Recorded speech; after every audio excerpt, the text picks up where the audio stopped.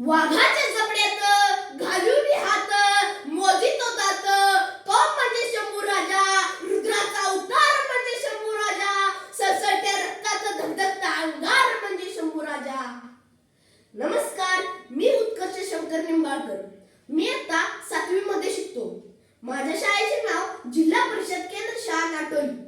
मी तुमच्या समोर विषय मांडत आहे स्वराज्याचा धगधगता यज्ञकुंड छत्रपती संभाजी महाराज.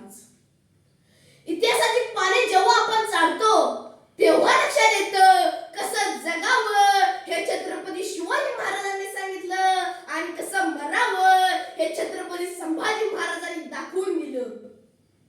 14 मे 1657 ला छत्रपती शिवाजी महाराजांच्या घरी एक पुत्र प्राप्ती झाली. शिवरायांच्या ज्येष्ठ पुत्राचे नामकरण खुद्द मासाहेब जिजाबाई यांनी केलं.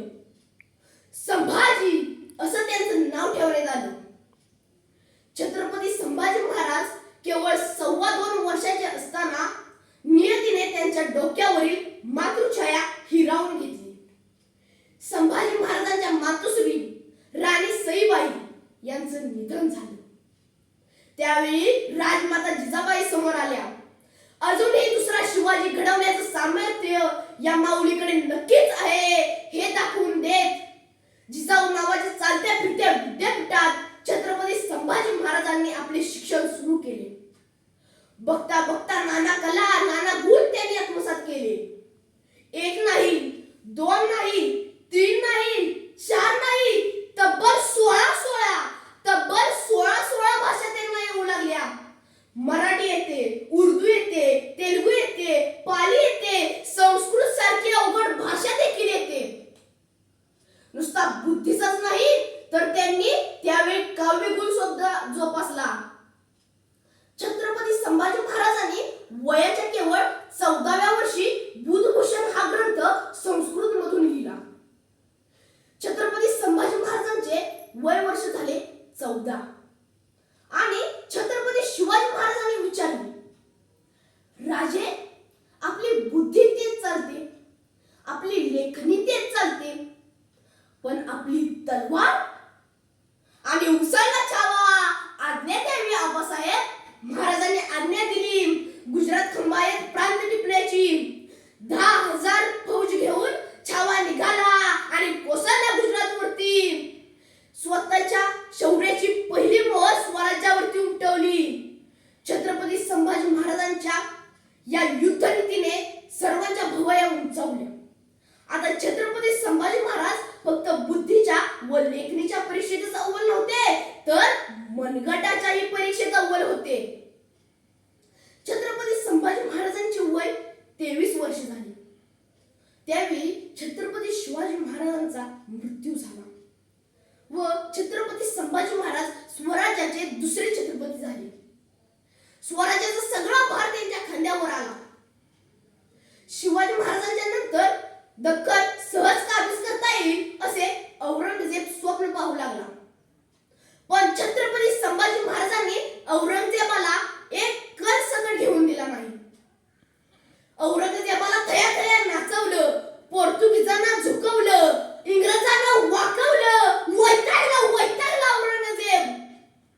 छत्रपती संभाजी महाराजांनी स्वराज्यात अनेक नव्या व्यापारपेठा बांधल्या. शेतकऱ्यांची कर्जमाफी केली. शेतकऱ्यांनी अनेक सोयी सुविधा दिल्या. पोटच्या पोरासारखं रयतेला प्रेम दिलं.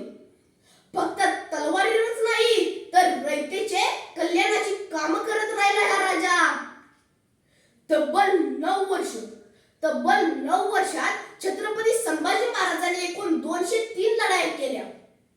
पण त्यातील एकही पराभूत न होणारे राजा म्हणून गिनीज बुक मध्ये नोंदणी घ्यावी लागते. सर्वात मोठे युद्ध, समोर 5 लाख सैन्य व आपले सैनिक फक्त 37,000. तरीही स्वराज्याला विजय मिळवून देणारा एकमेव शूर योद्धा, एकटा 2 लाख शत्रूंना मृत्युमुखी पाडणारा योद्धा. एवढेच नाही, कर्नाटकात गेला, कर्नाटक काबीज केलं, कावेरी नदी ओलांडली, मद्रास, तामिळनाडू, आंध्र प्रदेश कुठं पर्यंत या राजानं झेप घेतल्या. छत्रपती संभाजी महाराजांनी खजिना वाचवलाच नाही तर खजिना अफाट ताकदीने वाढवला. छत्रपती शिवाजी महाराजांच्या काळात जेवढे सैन्यबळ होते त्याचे 4-5 पट वाढवले. शेवटी औरंगजेब एकही गड दुर्ग संभाजी महाराजांच्या राज्यातला काबीज करू शकला नाही व औरंगजेब आदिलशाहीकडे वळाला. आदिलशाही त्याने केवळ 6 महिने जिंकली. नंतर तो कुतुबशाहीकडे गेला. कुतुबशाही त्याने 1 महिन्यात जिंकली. अरे विचार करा. आदिलशाही औरंगजेबने 6 महिने जिंकली, कुतुबशाही औरंगजेबने 1 महिन्यात जिंकली, पण छत्रपती संभाजी महाराजांचे राज्य जिंकायला त्याला 9 वर्षे पुरे पडले. हे धाडस कुणाचे, हे साहस कुणाचे, हे शौर्य कुणाचे? छत्रपती संभाजी महाराजांचे. औरंगजेब चालत खूप होता पण जात कुठेच नव्हता. औरंगजेब लढाई खूप खेळत होता पण जिंकत कोठेच नव्हता.